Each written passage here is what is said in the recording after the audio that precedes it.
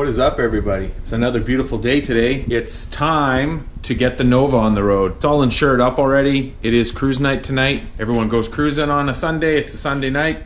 So as you can see, I got the car off the jack stands, uncovered. I got the S10 moved over so I could get it out. And actually, if you can see, the S10's on the ground for the first time in months. I'll show you what I got done yesterday that I didn't film. And then start cleaning up the car and get ready to do some cruising. I ended up getting the hood on, painted the edges of it just so that it would match the engine compartment. Pretty much under the hood I didn't do anything else because there's pretty much nothing left to do.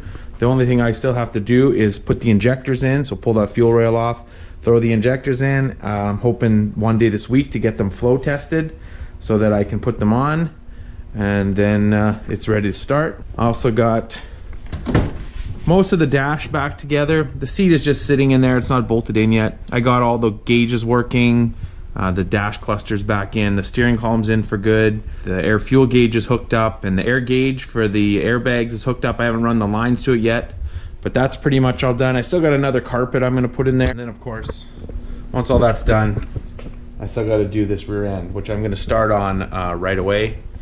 Pull it apart so I can measure up for axles, figure out which axles I'm going to put in it, and then get it narrowed up and get it in the truck. This is my Nova. It's a 1974 Nova.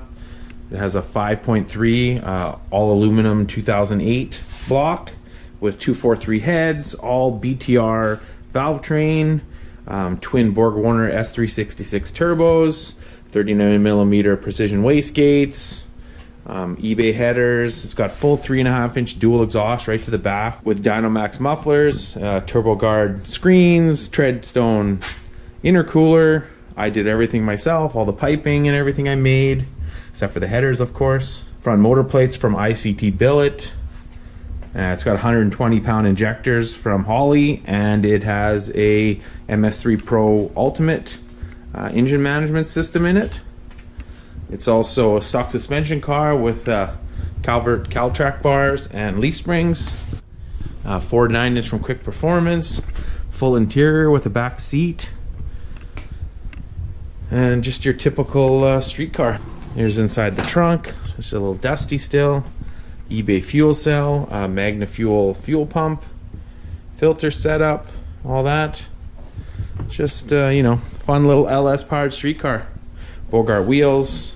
275 drag radials. So yeah, we're gonna get her cleaned up and get ready to go cruising tonight. Just finished cleaning her up.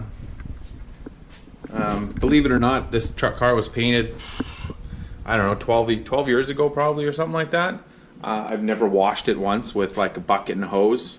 Only thing I ever wash it with is like a detail spray like this. I really like this Adam stuff. It smells really good. Not a product endorsement, but I really like it. And I always use it whenever I can get it. So there it is, all cleaned up.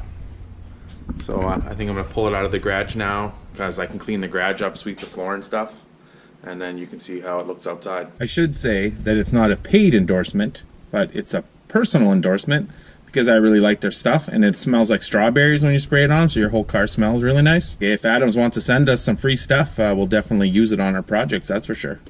But anyways, let's start this thing up.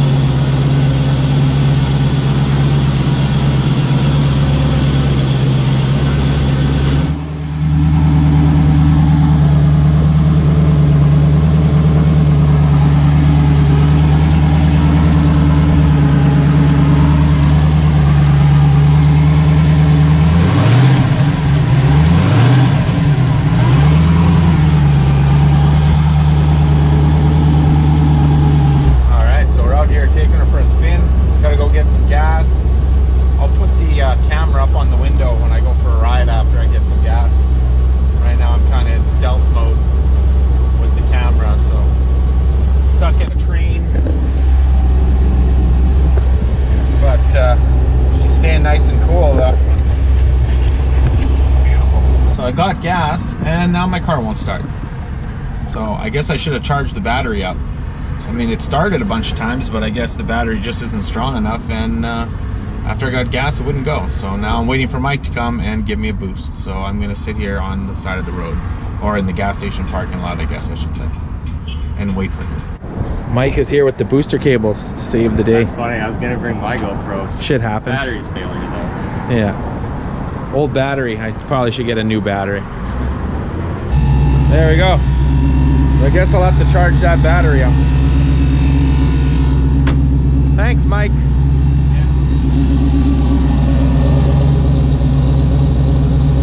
All right, so we made it back home, no problem.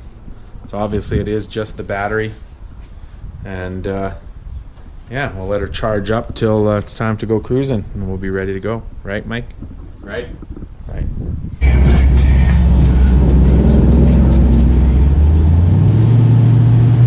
Hey, what's up? So we're cruising. It's Sunday night. I got the battery all charged up, and we're cruising it up. It's Clayton's Mustang and Mike's S15 up there.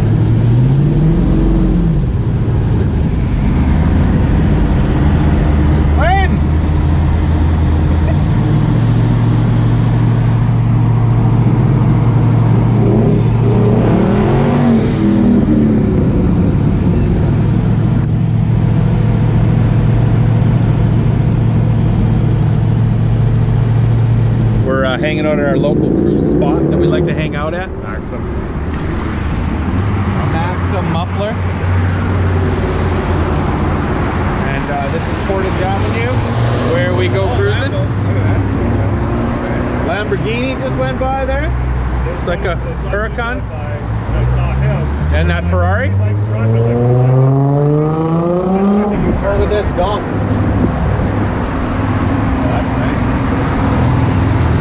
That's the one that was in the World of Wheels.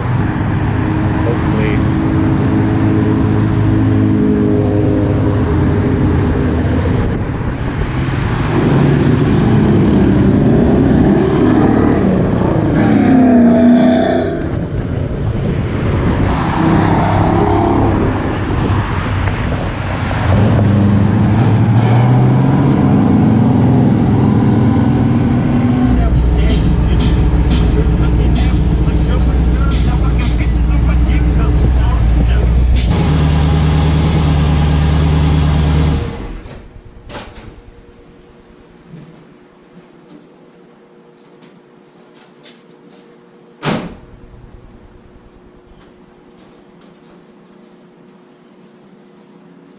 Alright guys, so it's the next day now. We didn't film as much cruising stuff as maybe you would like to see, but don't worry, there'll be more. That was kind of just a quick cruising, you know. But it's nice now that my car's running, I can put it outside when I want to work in here, which gives me a lot more room to work on stuff and get around the truck. I could move the truck over if I want. Today, we're going to just keep working on the truck and try to get some more stuff done. So yeah, that's what we're going to do. So what I'm doing today, or right now, is I'm getting the seatbelt bolts out so I can get the carpet out. And also, there's these plugs. This one was all rusted out, so I actually made a new one and glued it in there like it is from the factory. And the rest of the floor, it's got surface rust, but it's all pretty good. I don't know if you can see up there, but I had cut it before for the header for the old small block, and now that's all filled in. So this floor is pretty good, but what I also actually have to do here, which I'm going to do today, is I have to cut a hole somewhere here, and I have to peel the floor out a bit, and then I guess weld it back up. Just sort of give it a little more room for that one transmission cooler line. And once I do that, then I can actually put the carpet back, like I have a new carpet for it, I can put it in, and then the center console and the interior can all like totally go back in. But getting these seatbelt bolts out has been kind of a pain. This one here wouldn't come out. I tried cutting the bottom of it off, I tried heating it, none of that would work. Then I ended up cutting right through the bolt basically and getting it out, and then I'll put it back together with big grade 8 nuts and bolts after. And the one on the other side I haven't tried yet on the outside like this, and then one of the middle ones came out, and then right now I'm working on trying to get that other middle one out, and it's really tight. But I'm gonna try a set of pipe pliers like this because they grab really good. So I'm gonna try that and see if I can break it loose. Okay, well it kind of sucks in here and I couldn't really film it, but basically I put it on like that and it clamps on really hard, and then I actually got it to come loose, which is something I never thought of before, using a pair of pliers like this. Whenever I've had tight ones, I mean these things rust in there, at least here in Canada they do, and they're super hard to get out. That actually worked really good. Usually it's almost impossible to get them out without cutting them, so actually, oops, I actually never thought of that until now. So I got that one out, but getting, of course, the end ones out, that wouldn't work probably because it's really tight quarters. So I'll have to see what I can do with the driver's side one. I got the carpet out. I ended up not getting that seatbelt out on that side. I broke my socket and smashed my hand with a hammer, so. Fuck! But then I figured out that I think when I put this carpet in before, I couldn't get that one out, and I just kind of lifted it up and maybe trimmed the carpet a little bit. It looks maybe like I cut it a little bit there. So I'll just have to do that with the other carpet and just slip it under. Or maybe I'll cut that bolt off like I did on this side, but the gas tank's right there and I didn't feel like making a bunch of sparks. But I am gonna pull the gas tank out when I do the rear end. So maybe when I do the rear end, I'll pull the gas tank out and then I will cut that out and then put grade 8 bolts in there instead. So now that I got the carpet out, I am going to start looking at where I'm gonna have to cut this transmission tunnel to get that transcooler line in, because once I do that, then like I said before, the interior can go in and be done, which means the truck's pretty much done except for the rear end and getting it running. So I'm gonna go look at that now. If you remember in a previous video, I had pulled the carpet up and found some rust on the driver's side, and it's really not that bad. Like I said, I had replaced it before, so you can see it's been patched in. I mean, it's surface rusty, but I, you know, banged it with a hammer and it's all solid.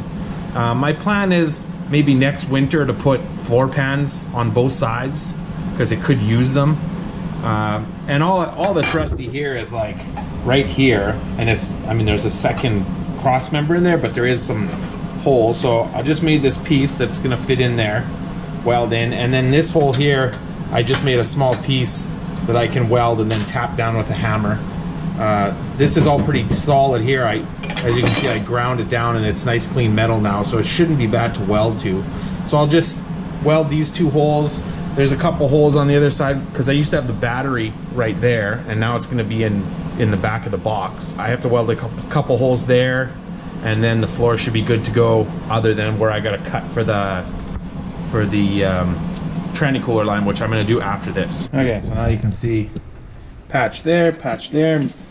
I also welded up a couple small holes there where I had wires coming through and stuff like that. You know, it's funny, you watch those shows and they like take a car apart and they're like, I can't believe the guy did that. Well, it's funny when it's your own car. So I built this truck a long time ago already. I don't even know how many years ago. And when I ran the wires for the air ride, I kind of just drilled holes in the floor and stuck the wires through with no grommets or anything, which is kind of dumb. I mean, it never wore through the wires or anything, but still not a good idea. So what my plan is now is to do the wires nicer and then run all the wires through one grommet that'll come through the floor, you know, or through the back of the box or back of the cab or whatever. So it'll be really nice. So now I'm just going to seal up all these, and then I got to go on the other side. There's a couple holes to weld up on that side, and then start on that transmission tunnel. So I got all those holes welded up. I got all these holes welded up where I used to have the battery, so all that's sealed up nice. And now I cut the hole. If you can see, this is the fitting that doesn't fit. It was really close to the transmission tunnel, but as you can see now, it still doesn't fit. So I put the fitting on, and if you can see, you know, the fitting sticks out pretty far. So either I have to get a different fitting, one that kind of loops back that way or something, or I got to get a fitting that goes on to this fitting that's a tight 90 up or something like that, or I can just run the transmission cooler line right through the floor like that. But I don't think I'm going to do that. So I have to do some thinking and kind of figure out what I'm going to do here. All right, so I think I've figured it out now. Just a little bit of thinking and massaging. So this is what I got now. Hopefully you can see that okay. So now I pulled the floor up here, so now it kind of goes up. And now everything fits. It's in there. You know, and so now I'll just have to close in this hole, leaving clearance here for the fitting. So that hopefully, even once the floors close in, I can still remove this, is my hope. And see, my plan is to run the transmission cooler lines. They're going to go over the transmission and over to that side. And I'm going to mount the transmission cooler on the floor over there underneath. And I've ordered a fan and everything, so I'm going to have a fan on it. I figure that should work good, and then I don't have to run lines to the front and put the cooler in front of the radiator or the intercooler, stuff like that. So yeah, so I think that's going to work. I'm going to play around with it a little bit more and see if I can get it closer to putting a piece of steel over there and welding it up. I ended up patching it. So I welded a piece in here, and I had cut it here, so I had to weld in a piece. So, I mean, it's not super pretty, but basically just I wanted to lift up as little as the floor as possible, so that, you know, I didn't want to like cut it and put a big piece in here or something. But the line fits and it goes where I want it to and everything, so that should be good. I'm just going to seal it up and call it good. That's going to be it for this video. So like always, like, comment, subscribe, and share it with your friends, and we'll check you later. Hey, this is for all my kiss stealing, wheeling dealing, limousine riding, jet flying, dripping son of a guns. Woo!